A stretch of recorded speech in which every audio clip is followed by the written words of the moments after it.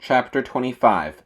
Evan shut his eyes as the heavy green gunk rolled over his head. He shot his arms out, trying to push it away. As it swept over him, he fell to his knees. Kicking and thrashing, it forced him down to the floor.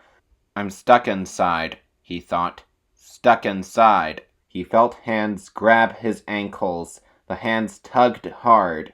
He began to slide, over the floor, over the thick layer of monster blood.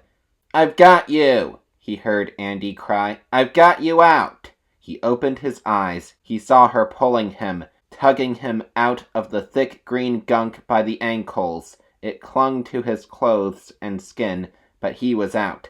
"Thanks," he murmured weakly. He climbed shakily to his feet. He could hear Conan screaming and crying back in the classroom. There was still time to save him, Evan realized. He pulled a hunk of monster blood off the quivering green mound and jammed it into his mouth. "I'm going to be sick," Andy groaned, holding her stomach. Evan swallowed and reached for another mouthful. "It doesn't taste bad," he told her. "A little lemony."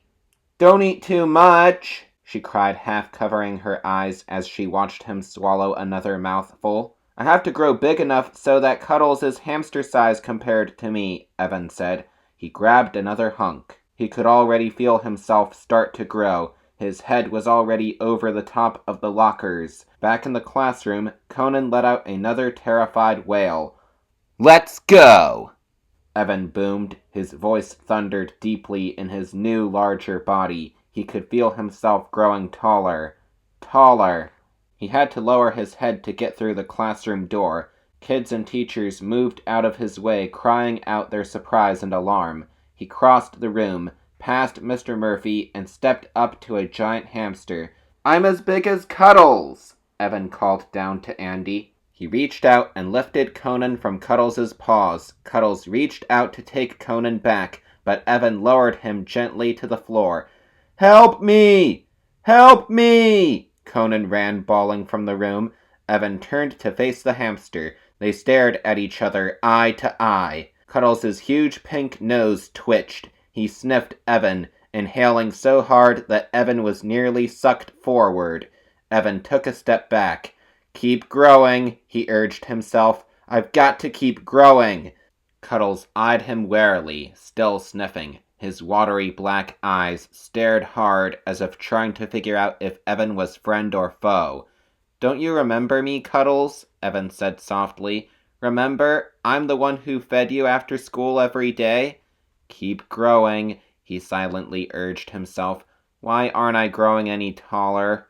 Down below, he could see Andy, Mr. Murphy, and the others huddled against the far wall, staring up at the two giants in hushed terror. Keep growing. Keep growing. There was no way he could pick Cuddles up now, Evan realized. They were exactly the same height, and Cuddles outweighed him by at least a ton. Keep growing. "What's wrong, Andy?" Evan called down to her in a trembling voice. "I ate tons of the stuff. Why did I stop growing?"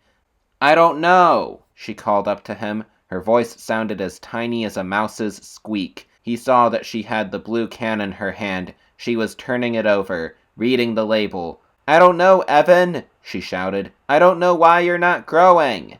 Then, as Evan turned back to face Cuddles, the hamster reached out and grabbed his waist with both front paws. "Ow!" Evan cried as the hamster tried to lift him off the floor. Gazing up, he saw the gaping hamster mouth open, the sharp white teeth emerge. Evan squirmed desperately, pulling himself loose. Then he wrapped both arms around the hamster's middle. They started to wrestle. Evan fought hard, but the hamster overpowered him. Cuddles rolled Evan onto his back on the floor. Evan spun quickly away, climbed to his feet, and pulled the hamster down. The two giants wrestled over the floor, surrounded by the shrill screams of teachers and kids. Grow bigger, now!" Evan pleaded, but it was too late, he saw. The hamster lowered his hot, furry body over him. Evan could feel the creature's booming heartbeat as it pressed him to the floor. Then its teeth rose up over Evan's head. The hamster's mouth opened wide. The teeth swung down. A wave of hot, sour hamster breath flew down over Evan. He shut his eyes. "Sorry," he murmured to Andy. He held his breath and waited for the teeth to clamp down.